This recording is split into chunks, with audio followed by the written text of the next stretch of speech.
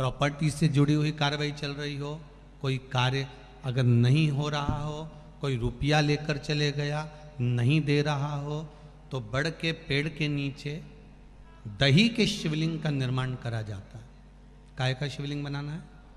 जम के बोलिए, दही का शिवलिंग। दही के शिवलिंग का निर्माण कर कर, या तो दही के शिवलिंग का निर्माण करो या पार्थिव शिवलिंग का निर्माण करो, उस पे दही की मात्रा ज्यादा चढ़ो, उस पे दही की मात्रा थोड़ी ज्यादा चढ़े। तो दही का शिवलिंग बनाए या पार्थिव शिवलिंग बड़ के पेड़ के नीचे बनाकर उसका पूजन करना, उस पर काली तिल समर्पित कर कर एक बेलपत्र, जो बेलपत्र आप समर्पित करेंगे उसकी जो डंडी होती है वो बड़ के पेड़ की ओर होना चाहिए। डंडी का भाग आप जब वृक्ष के नीचे बनाएंगे, सामने वृक्ष है, यहाँ आपने बैठकर बनाया शिवलिंग, और डंडी का भाग वृक्ष की ओर होना चाहिए, वृक्ष की ओर हो, और उसमें से आप बाबा देवाधिदेव महादेव वटकेश्वर महादेव का पूजन करें। जो आपका धन नहीं दे रहा हो, या कोई प्रॉपर्टी से जुड़ा हुआ, या अदालत में कोई बात चल रही हो, फाइल नहीं खसक रही हो, या आपके पक्ष में निर्णय नहीं आ रहा हो, तो शंकर वटकेश्वर महादेव का पूजन करो।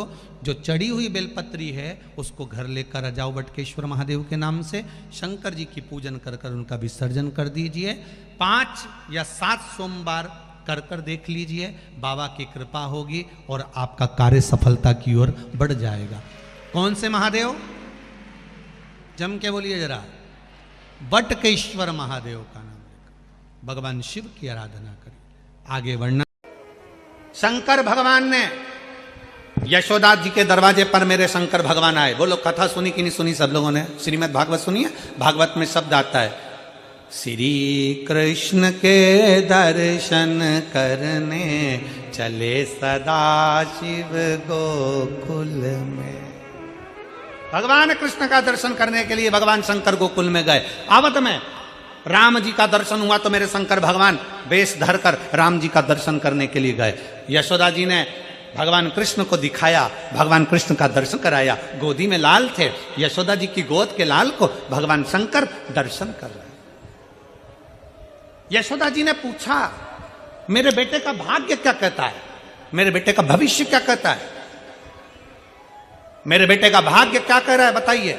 कौशल्या जी ने भी शंकर भगवान से पूछा था कि मेरे बेटे का भाग्य बताइए।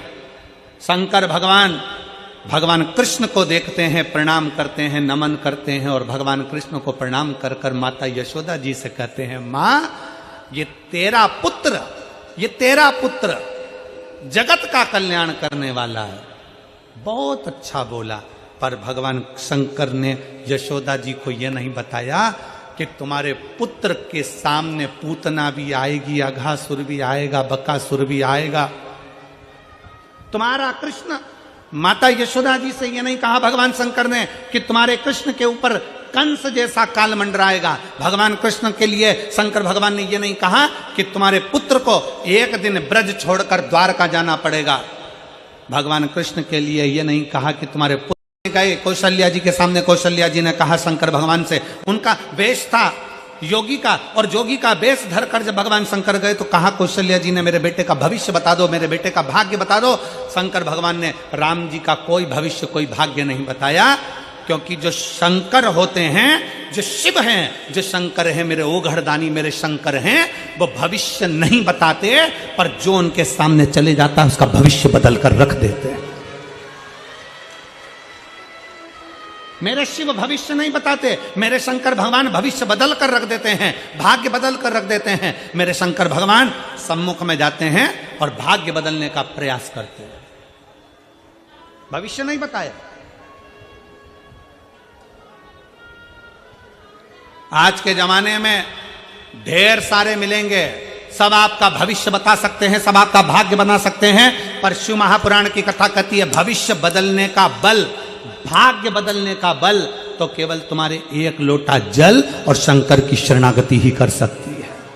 भाग्य बदलने का बल केवल एक शंकर ही कर सकते हैं। दुनिया कुछ भी कहे, दुनिया कुछ भी बोले, पर तुम्हारा भाग्य तुम्हारे हाथ से चलकर शंकर के मंदिर तक जाइए, तुम खुद चलकर शिवालय तक जाइए, तुम स्वयं चलकर शंकर की चौखट तक पहुंचिए। एक लोटा जल चढ़ाओ, झाड़ू लगाओ, पोछा लगाओ, बुआरी लगाओ, बाबा से प्रार्थना करो। जिस समय तुम बाबा से प्रार्थना करोगे, दिल से कहोगे, शिव स्वीकार कर लेगा, शंकर स्वीकार कर लेगा। आप दिल से उसको कहो तो, आप दिल से उसको बोलो तो स्वीकार है।